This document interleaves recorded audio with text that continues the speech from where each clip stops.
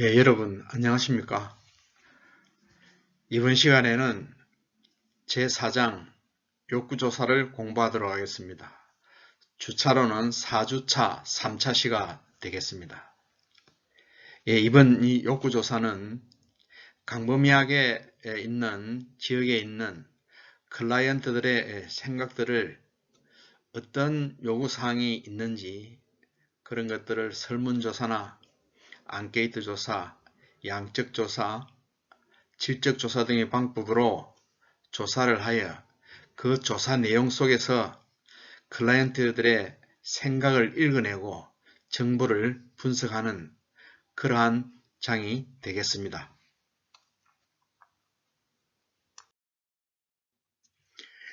이번 장의 학습 목표는 제4장 욕구조사의 내용들입니다.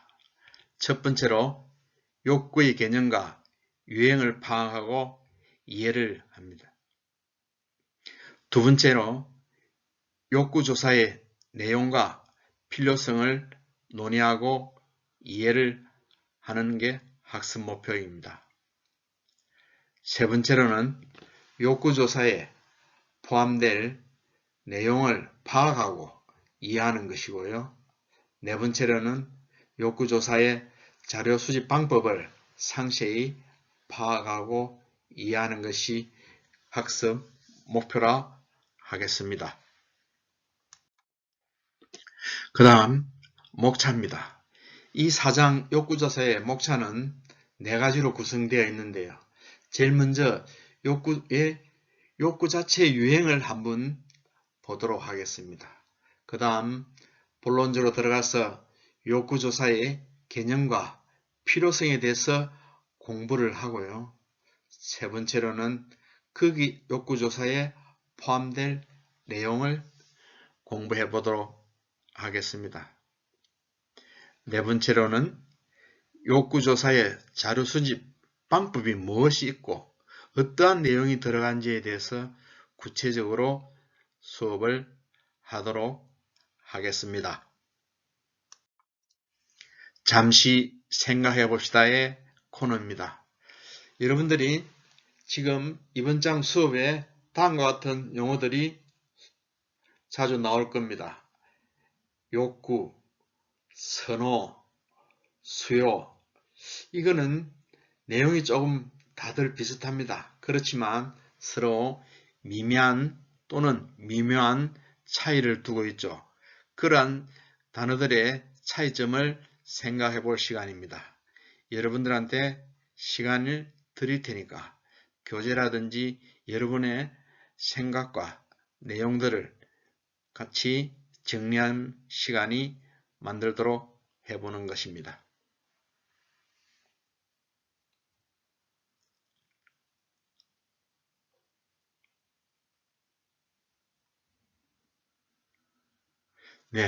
이제 생각을 다 해보셨나요? 그러한 어떠한 내용들이 있는가를 한번 보도록 하겠습니다. 자, 정답이 될란가 모르겠습니다. 먼저 욕구에 대해서 말씀을 드려보도록 하겠습니다. 욕구는 인간의 생존 또는 성장과 발전에서 결핍된 상태를 말합니다. 즉 상당히 객관적인 게 표현된 부분들이죠. 그 다음에 선호라는 것은 인간의 생존 또는 성장과 발전에 있어서 무엇인가 결핍되어 이의 해결을 위한 구체적 수단에 대해 바라는 것이 상당히 주관적이죠. 앞에 욕구보다는 상당히 더 깊게 설명되어 있고 좁고 주관적입니다. 그 다음에 수요입니다. 수요는 구매 능력이나 구매 의지에 의해 뒷받침되는 욕구를 말합니다. 여기서는 경제적인 능력이 당연히 따라오는 그러한 욕구를 이야기합니다. 앞의 욕구와는 조금 좀 다릅니다.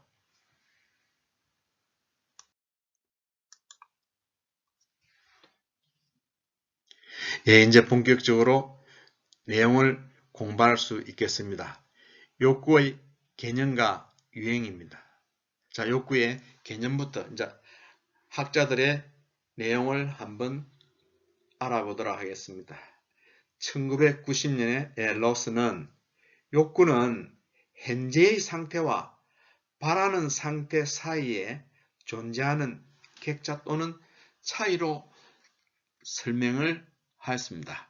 이것을 여러분 밑에 개념으로 그림을 보시면 바라는 상태, 즉 개인 또는 집단에 있어서 바라고 요구하는 수준에서 현재의 상태, 즉 바라는 상태에 비교되는 개인 또는 집단의 현재 수준을 빼면 갭이 나올 것입니다. 즉 둘 사이에 존재하는 객차 또는 차이를 말하죠. 이것이 욕구입니다. 여러분 이해가 되십니까? 당연히 내가 바라고 있는 어떤 요구사항에서 현재의 처해진 상황을 빼면 당연히 그 차이만큼 욕구가 내가 하고 싶은 욕구가 되는 것이죠.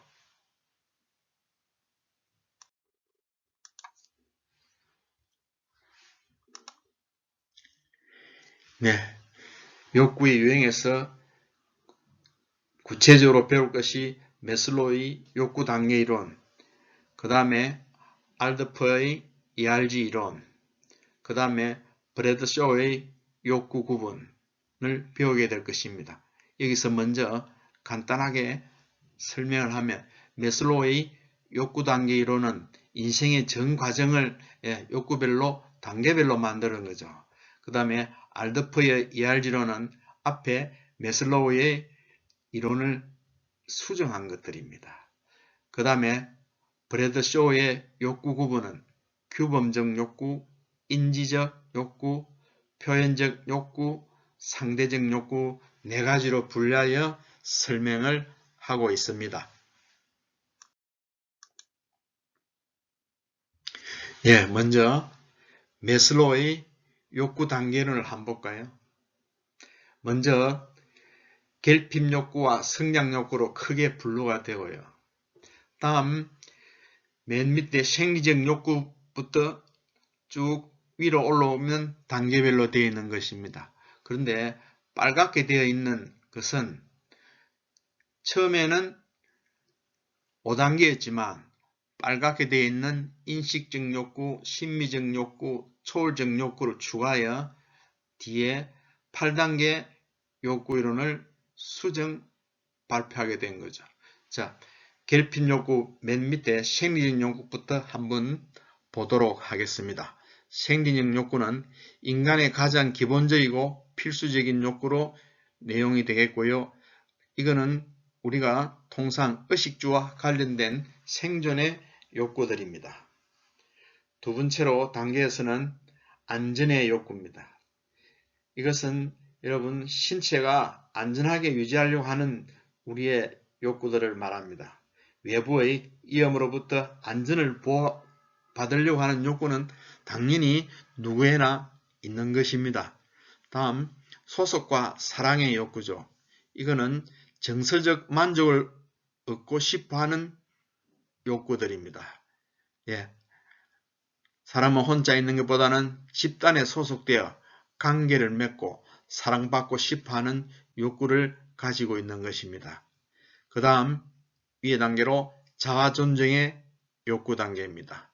이것은 다른 사람부터 인정받고 존중받고 싶어하는 욕구를 말합니다. 이 욕구가 충족되면 자신감이 생기지만 결핍되면 열등감이 생기죠. 저도 늘 이렇습니다. 항상 자아존중의 욕구가 충족되면 상당히 가슴이 뿌듯하면서 자신감과 자존감이 생기죠. 예, 이런 측면에 본다면 남을 존중하는 것이 상당한 중요한 포인트라고 이야기할 수 있습니다. 그 다음 인식적 욕구입니다. 이것은 지식, 이해, 탐험, 사람의 호기심이 상당히 가는 그러한 욕구들을 말합니다. 자, 심미적 욕구는 문자 그대로 미적 또는 아름다움에 대해서 파고드는 것이죠. 우리가 균형, 질서, 아름다움 이런 것에 대한 욕구들을 말합니다. 다음 자아실현의 욕구입니다. 이것은 가장 상위 차원의 욕구로서 4가지 욕구가 충족된 후 일어납니다. 원래 이것은 욕구의 5단계에서 맨 위에 있는 것들이죠. 그 다음 인간의 잠재적 능력에 대한 실현의 욕구입니다. 자, 초월의 욕구죠. 타인의 자아실현과 잠재력 발견을 원조하고 도와주는 부분들이죠. 이상으로 매슬로의 욕구 단계를 간단하게 한번 훑어보았습니다.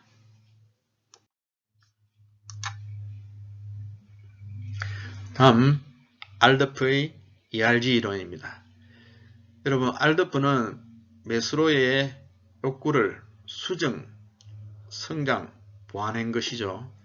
자, 이것을 3단계로 알더프는 정의를 내렸습니다. 그것을 존재, 관계, 성장으로 분류를 하였고요. 먼저 존재부터 그 정의와 성격을 보도록 하겠습니다. 존재는 인간이 생존을 위해 필요로 하는 욕구라고 알더프는 정의를 내렸고요. 이것의 기본 성격은 모든 행태의 생리적 욕구와 의식주 관련 욕구를 말합니다. 여러분, 매슬로의 욕구와 상당히 많이 닮아 있죠. 다음 관계 단계입니다. 정의를 간단하게 내린 걸 보면 사회적 존재로서 타인과 관계를 형성하고자 하는 욕구를 말합니다. 우리가 관계를 맺다, 좋은 관계를 맺다 이런 들이죠. 다르게 이야기하면 불교에서 이야기하는 인연, 악연 이런 분들이 얽혀 있는 것들입니다. 다음 성격으로 보면 관계의 성격을 보면 대인관계에 있어서 안전의 욕구, 애정 및 소속의 욕구, 자존의 욕구들이 여기에 포함되어 있습니다. 그 다음 성장의 욕구입니다. 성장을 알더프는 정의하기를 성장하고 발전하며 자신의 잠재력을 최대한 발휘하고자 하는 욕구입니다. 이거는 누구나 사람들에게 가지고 있다고 생각하셔야 되죠. 여기에 성격으로 보면 문제를 해결하는 능력을 통해 욕구를 만족시키는 게 되겠습니다.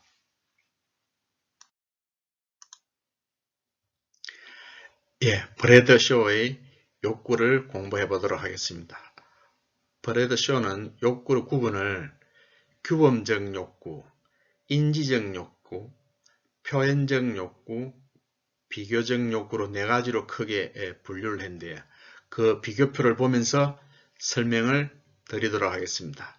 먼저 규범적 욕구가 있고 인지적 욕구가 있고 다음 화면에 표현적 욕구와 비교적 욕구가 비교 설명이 되겠습니다. 먼저 규범적 욕구를 한번 보도록 하겠습니다. 이 욕구에 규정하는 주체는 전문가입니다. 그러니까 모든 것이 전문가의 시각과 전문가 위주로 만들어진 거죠.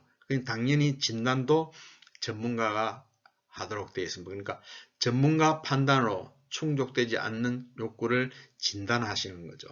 그 다음에 이 규범 욕구의 처방으로 보면 처방에 전문가 판단으로 최선의 서비스를 규정하게 하도록 되어 있습니다. 그런데 여러분, 규범적이란 용어는 어떤 뜻인가요?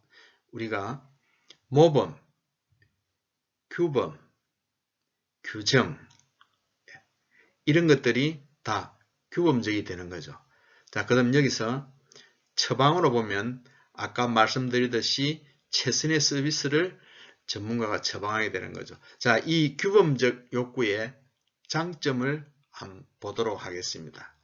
장점은 기준 설정으로 욕구를 갖는 집단의 규모를 파악하기 용이하다는 거죠. 예, 그것은 전문가들이 주로 하는 욕구이기 때문에 집단의 규모를 파악하기가 용이합니다. 즉 설정을 기준을 잘 잡았다는 이야기죠. 두 번째는 계량화 목표 달성 정도 측정이 용이합니다. 예, 전문가이다 보니까 계량적으로 문제를 풀어보기도 계량적인 수치로 전체에 가름해 볼 수 있는 이런 목표 달성 정도라는 이런 것들이 측정이 가능한 것입니다. 자, 단점입니다. 전문가의 견해차에 따른 차이가 발생한다는 거죠. 예, 전문가마다 각각 공부하는 방법이 다를 수도 있어요.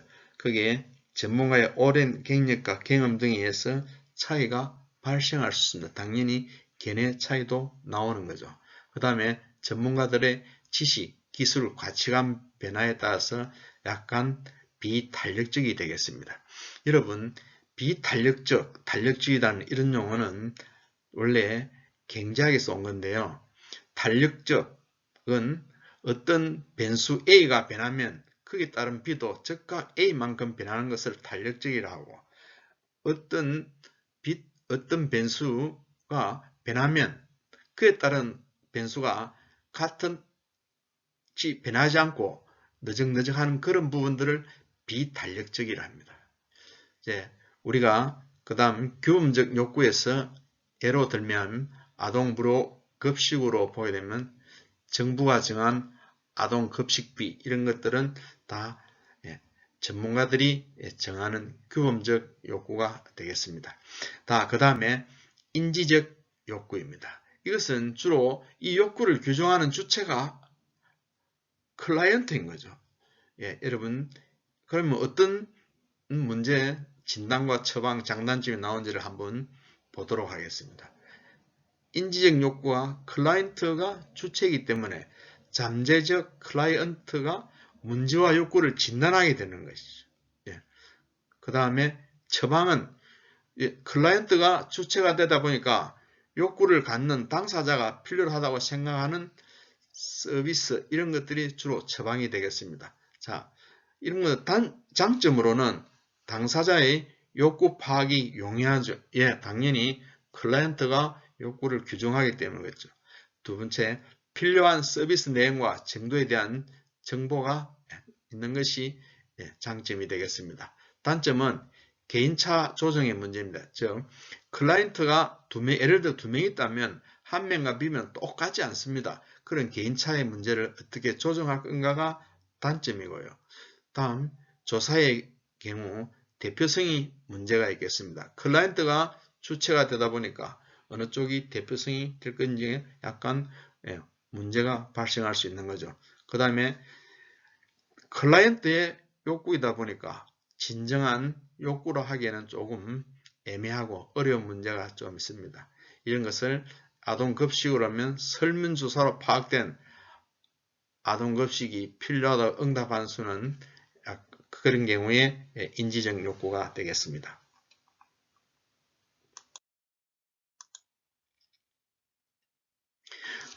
다음 세 번째 브래드쇼의 표현적 욕구입니다. 이것도 욕구의 규정하는 주체는 클라이언트가 되겠습니다. 진단은 누가 합니까? 잠재적 클라이언트가 직접 자신의 문제를 진단하는 거죠.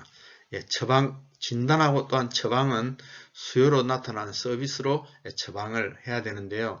여기에 이제 장점으로는 표현적 욕구의 장점이 되겠습니다만은 수요에 따른 공급 규모 결정이 용이해지고 대상자 확보가 용이하다는 거죠. 그 다음 이게 뭐냐면 클라이언트가 욕구의 규정의 주체이기 때문에 대상자 확보가 쉽게 나오는 거죠. 단점으로는 표현되지 않는 잠재적 클라이언트와 도움을 구하지 않는 클라이언트가 배제됐다는 거죠. 여러분 말이 없는 클라이언트 또는 잠재적 클라이언트에 대해서는 할 수 없이 배제될 수밖에 없는 상황이 오게 됐습니다. 이런 게 다 단점으로 나타나는 거죠. 다음 비교적 욕구입니다. 이것은 욕구의 규정에 정하는 주체가 전문가입니다. 이게 진단도 전문가가 하게 되죠. 전문가나 사회가 각종 사회 지표의 비교로 진단을 하게 되는데요.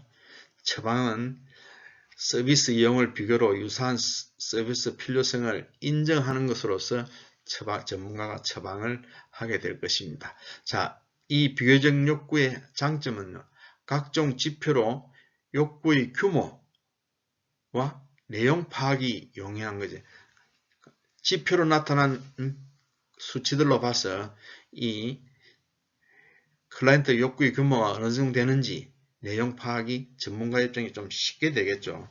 그 다음에 형평성에 고려하여 프로그램에 반영할 것입니다. 전문가는 클라이언트가 욕구 주체가 아니기 때문에 전문가들은 형평성을 생각 안 할 수가 없습니다. 그런 부분에서 프로그램을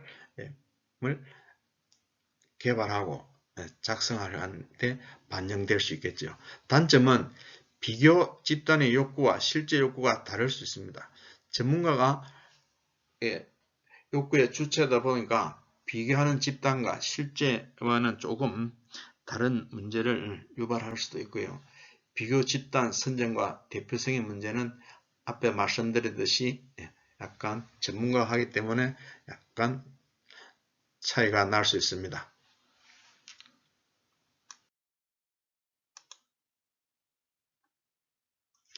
자, 이제 큰 두 번째로 욕구조사의 개념과 필요성입니다.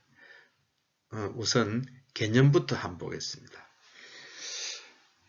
특정 지역사회 또는 특정 집단의 사회 문제를 해소하기 위한 서비스의 개발이나 기존 서비스의 보완을 위한 작업에 앞서 대상 집단의 욕구를 정확히 파악하기 위해 실시하는 조사를 욕구조사로 이야기할 수가 있겠습니다.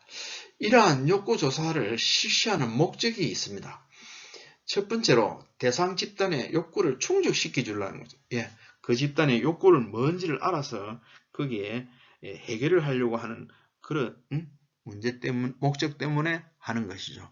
두 번째는 사회 문제, 지역사회에 광범위하게 퍼져 있는 문제를 해결하고 또 향후 일어날 일에 대해서 예방을 하기 위한 정책 대안이나 프로그램을 개발 및 수정하기 위해서 욕구조사를 실시하는 목적이 있습니다.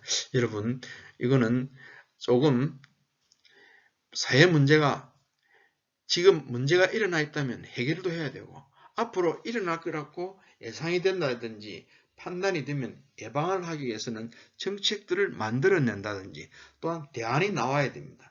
이러한 위해서는 정책 대안 프로그램을 개발하고 수정하기 위한 목적으로 욕구조사를 하는 것이죠. 다음,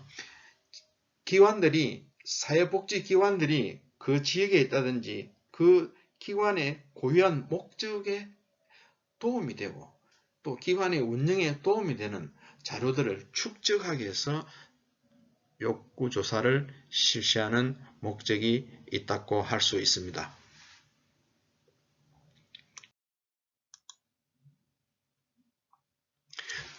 목적 달성을 위한 세부적인 목표를 한번 볼까요?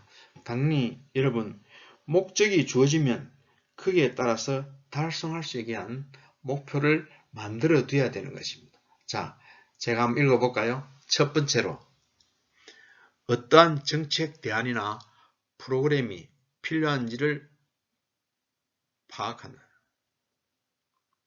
두 번째로 정책 대안이나 프로그램의 상대적 중요성을 파악해야 됩니다. 세 번째로 인적, 물적 자원 할당 기준을 수립해야 되고요. 넷째, 프로그램 평가의 기초자료를 파악해서 세부적인 목표도 만들어줘야 됩니다. 다섯 번째, 프로그램이나 서비스들의 중복되는 부분 방지 및 상호 연계 방안을 강구해야 되고요. 기관의 그 존립 정체성도 확인하는 목표를 두어야 되고요. 기관의 활동과 프로그램 홍보를 위해서도 세부적인 목표를 달성을 해둬야 됩니다. 여러분 어떻게 생각하십니까? 이 목표 달성하려면, 목적을 달성하려면 세부적인 목표를 달성해둬야 되는데요. 제가 보기에는 가장 중요한 것은 1, 3번이 아닌가 싶으네요. 한번 보면 어떠한 정책 대안이나 프로그램이 필요한지를 파악하기 위해서 여러분 욕구조사를 하는 게 맞죠. 그러니까 제일 정책 대안 프로그램 개발의 필요 때문에 제일 먼저 하게 될 것입니다. 두 번째는 여기에 욕구조사에 들어가는 인적, 물적, 자원 할당을 어떤 기준으로 수립할 것인가, 이런 부분에 대해서는 당연히 세부적인 목표를 세워두어야 할 것입니다. 가부족의 문제에 있어 가지고 인적, 물적 자원 할당이 많이 되게 되면 자원의 낭비고요. 인적, 물적 자원 할당이 적게 되면 그 목적 달성이 어렵게 되는 것입니다. 이것은 대외적으로 가장 큰 세부적인 목표가 될 거고요.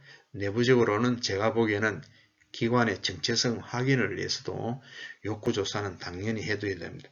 여러분 예를 든다면 A 지역에 노인종합복지관은 그 기관이 그 인근의 주민들이나 클라이언트들의 욕구조사를, 노인복지에 대한 욕구조사를 해두지 않으면 그 기관이 거기에 있을 존재가 가치가 없는 것이죠. 그런 문제들을 하기 위해서 기관의 정체성 확인을 위해서 이런 자료들을 항상 조사하여 축적할 필요가 있다고 생각하는 것입니다.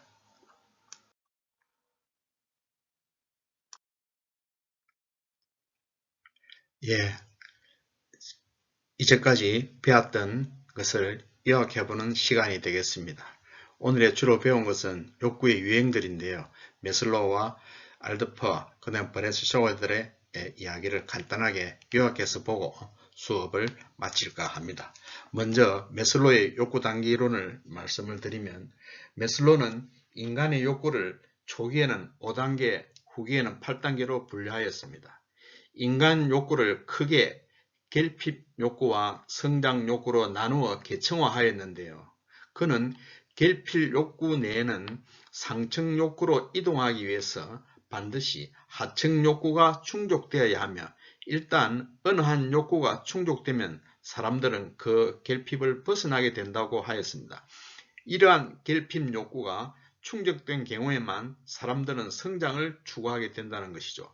결핍 욕구는 생리적 욕구, 안전의 욕구, 소속과 사랑의 욕구, 그리고 자아존중의 욕구로 구성되어 있습니다.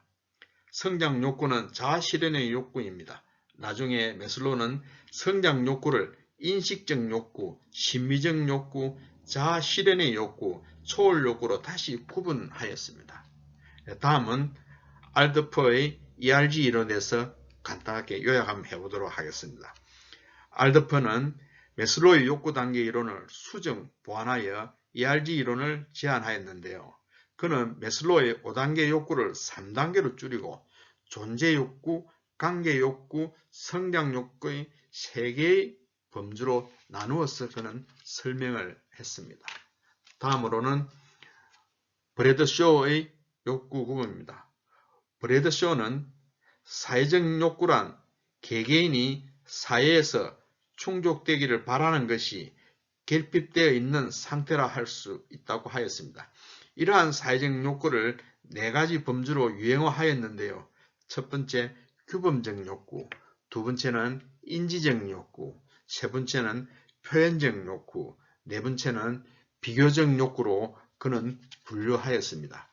이러한 거로 봐서 욕구조사에 대해서 사람들은 상당히 깊은 표현을 하고 있었는데요. 이 브래드쇼의 욕구를 보면 이 4가지 욕구 유형을 살펴보았는데요. 규범적 욕구와 비교적 욕구를 규정하는 주체는 전문가 혹은 사회이고, 인지적 욕구와 표현적 욕구는 특정 욕구를 가진 클라이언트라고 그는 말했습니다. 예, 이제 마칠까 합니다. 다들 고생하셨고요. 다음 수업은 욕구조사 나머지 부분을 가지고 수업을 하기 위해서 준비해 오시길 바랍니다. 다들 장시간 고생하셨습니다. 이상입니다.